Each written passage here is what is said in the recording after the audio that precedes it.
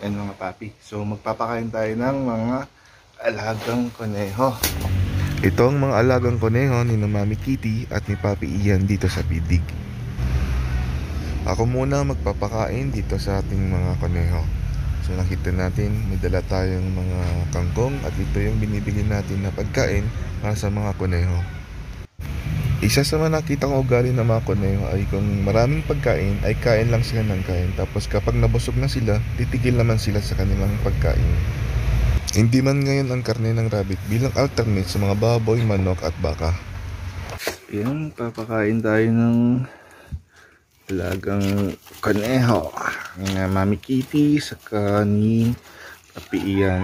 Yan.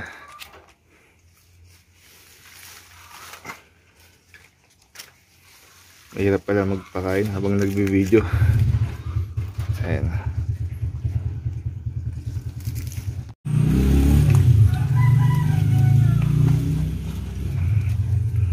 Yan, oh.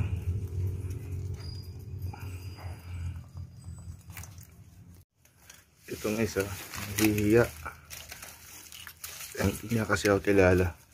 Pero bigyan lang natin pagkain. Lalapit din niya. Yan. Yan. Kain na, kain na. Kain na. Tapos itong isa ay kumain.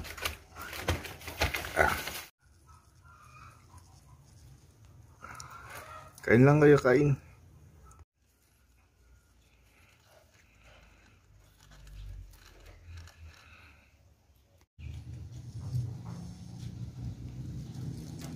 Ang cute.